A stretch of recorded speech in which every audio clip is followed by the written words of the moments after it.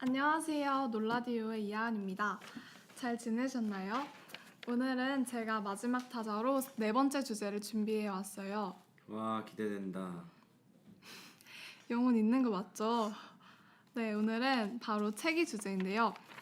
평소에 여러분들 책 자주 읽으시나요? 저는 자기 전에 책을 자주 읽는데요. 잠이 오지 않을 때 책을 읽다 보면 어느새 눈이 저절로 감기곤 합니다. 책이 수면 요소인가요? 에이, 뭔 소리야. 저는 평소에도 독서를 즐깁니다. 아무튼 오늘 제가 준비한 책은 무례한 사람에게 웃으며 대처하는 법이라는 책인데요. 정문정 작가님이 쓰신 책이에요. 이분은 대구에서 태어나서 사회학을 전공하고 잡지 기사로 직장 생활을 시작했고 기업 브랜드 홍보 담당자를 거쳐 현재는 대학 내 디지털 미디어 편집장으로 일하고 있는 분입니다. 대학생과 20대 트렌드, 여성, 인간관계, 심리학이 주요 관심사라고 해요. TV에서 강연도 종종 하시고 최근에는 한 케이블 채널의 고정 패널로 출연하시기도 하는 분이죠. 저도 세바시에서 얼마 전에 이분의 강연을 듣고 감명을 받은 기억이 나요. 현대 사회를 살아가면서 병든 사람이 늘어나고 그에 대처하기 위해 힘들어하는 사람들을 잘 통찰하기 때문인 것 같아요. 이 책은 제목 그대로 무례한 사람에게 현명하게 대응하는 방법에 대해서 정문정 편집장님이 조언해주는 지침서예요. 그 밖에 인생을 살면서 익혀두면 도움이 되는 지혜로운 화법도 이 책에서 배울 수 있는데요. 이 중에서 몇 가지를 소개해드리려고 해요. 시작하기 전에 제 얘기를 잠깐 할게요. 저는 한때 다른 사람에게 미움을 받는 것에 대해서 지나치게 두려워했던 때가 있어요. 물론 인간은 사회적 동물이라는 범위 안에서 우리는 타인에게 사랑받기를 원하지 미움받기를 원하지 않는 건 당연한 거죠. 근데 그런 경험 해보신 분들 있을 것 같아요. 타인에게 미움받기를 지나치게 두려워한 나머지 그들에게 무리하게 자신을 맞춰주고 무례한 말을 들어도 종종 웃음으로 넘기는 거 결과적으로 진짜 나를 잃게 되는 거거든요. 인간관계에 대한 회의감은 덤으로 따라오고요. 이때 항상 양보하지 않아도 너의 주장을 펼치더라도 미움받지 않는다 라고 말해주는 사람이 있다는 건 정말 중요하잖아요. 이 책은 그렇게 말해줍니다. 애써 담대해질 필요가 있어요. 좀 미움받으면 어때? 모두에게 사랑받을 수는 없는 거니까 하고 말이죠. 그러기 위해서 자신을 마음에 들여다보는 게 가장 중요하다고 말해요. 그리고 애써 붙들고 살던 자존감을 흔들어 놓는 이른바 무례한 사람들을 우리는 살아가면서 지속적으로 만나잖아요. 사실 살아온 인생이 어른들에 비해서 짧지만 우리도 무례한 사람을 주변에서 심심치 않게 만나잖아요. 그렇죠? 학교에서도 많이 있고 그래서 우리가 서로에게 그런 존재는 아니겠죠? 맞을 수도. 혹시 정리는 기억에 남는 무례한 사람 있어? 잊혀지지 않는 상처를 줬거나 아니면 어이없는 말을 들었던 경험 다들 있지 않아? 난 대단한 건 아니고 발표에 관한 건데 과학 시간에 과학 선생님이 무작위로 어려운 문제를 내고 설명하라고 하고선 내가 못 맞추니까 막 그것도 못해 앉아 막 이러시면서 소리 지르면서 망신을 준 적이 있는데 그때 너무 충격적이어서 계속 기억에 남는 것 같아. 진짜 놀랐겠다. 그러면 너는?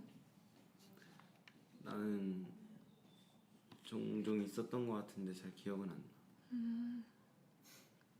나. 나는 그냥 친구들이랑 남자애들 뭐라 해야 되지? 친구들이랑 놀을 때 약간 서로 욕하면서 놀잖아. 그게 나도 장난식으로 얘기했다고 하고 막 그렇게 막 나쁜 말을 하고 누구랑 내 친구도 그렇게 나한테 하고 해가지고 서로 약간 상처를 줘가지고 오해가 생겼던 적이 있어. 그런 경우 많지. 그러면은 그런 사람들 만났을 때 어떻게 하면은 받는 상처를 최소화를 하고 그 사람들의 무례함을 좀 멈출 수가 있는지 그게 좀 궁금해. 이 책에 의하면 무례한 사람들을 만났을 때 대처하는 첫 번째 방법은 그게 문제가 되는 발언임을 상기시켜주는 거라고 해요. 언어폭력에 대처하는 가장 기본적인 방식이기도 한데요. 두 번째는 되물어서 상황을 객관화시키는 방법이에요. 상황을 이해 못한 것처럼 천진난만하게 말하는 게 포인트라고 하네요. 예를 들어서 누군가가 저 사람은 얼굴이 참 이타적이네 라고 한다면 저 사람이 못생겼다는 뜻이죠? 라고 되묻는 거예요. 그리고 세 번째는 상대가 사용한 부적절한 단어나 논리를 그대로 사용해 들려주는 방법이 있다고 합니다. 그러면 상황극을 한번 해볼까요? 나 요즘 다이어트 하고 있어. 넌 어차피 살 빼도 못생긴 얼굴인데 뭐 다이어트는 왜 하고 앉아있냐? 그냥 먹어. 넌 밥 먹어도 키 작은데 밥 왜 먹어? 넌 밥 먹지 마. 네, 이 상황에서는 무논리적인 무례한 발언에 무논리로 돌려준다는 예시가 될 수 있을 것 같아요. 물론 상황극은 상황극일 뿐 정디는 아주 사랑스럽게 생긴 친구이고요. 현디도 키가 큰 친구입니다. 이렇게 정문정 작가는 자신이 겪어온 인간관계를 통해 얻은 인간관계 안에서의 대처법을 많이 알려줍니다. 저는 이 책을 읽고 무례한 사람을 만났을 때 무조건 참거나 피하는 게 능사가 아니라는 걸 다시 한번 느끼게 되었어요. 부딪힐 땐 부딪혀서 부적절하다는 걸 알려주는 용기가 더 나은 세상을 만들 수 있다는 걸 배웠기 때문이에요. 그래서 이 책의 구절 중에 특히 마음에 드는 구절이 있어요. 다들 괜찮다는데 왜 너만 유난을 떨어? 하는 사람에게 그 평화는 다른 사람들이 참거나 피하면서 생겨난 가짜임을 알려주어야 한다. 라는 구절이에요. 내 불쾌함은 누군가 판단할 수 있는 게 아니라는 걸 알았거든요. 그러니까 내가 불쾌함을 표현할 때 누군가 왜 유난 떠냐는 말을 한다면 그냥 무시해버리려고요. 그건 유난이 아니니까요. 세상을 살아가다 보면 정말 다양한 사람들을 만나잖아요. 우리가 다니는 이 작은 학교 안에서도 이렇게 다들 개성이 뚜렷한데 다 이제 우리가 성인이 되고 나서 바깥 세상에 나가면 얼마나 더 다양한 사람들을 만나겠어요. 근데 슬프게도 그에 따라서 언제나 나에게 적대적이고 무례한 사람들이 인생에서 나타나서 우리의 마음에 상처를 입히게 돼요. 이상한 사람은 피하는 게 상책이라는 말도 있지만 직장 상사나 선배와 같이 피할 수 없는 권력 구조에서 나보다 위에 있는 사람이 그런 사람이면 힘듦은 배가 되죠. 상상만으로 벌써 끔찍하네요. 진짜.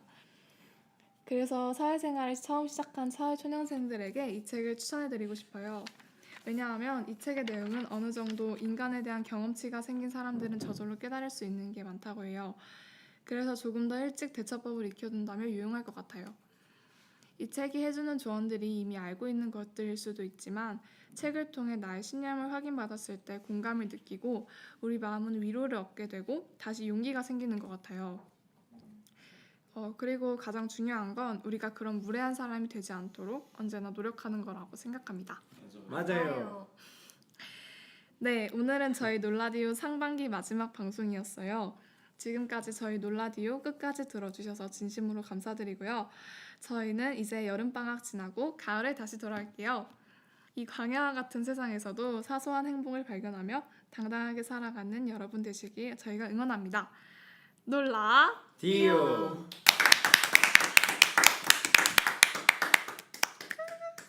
잘. 요.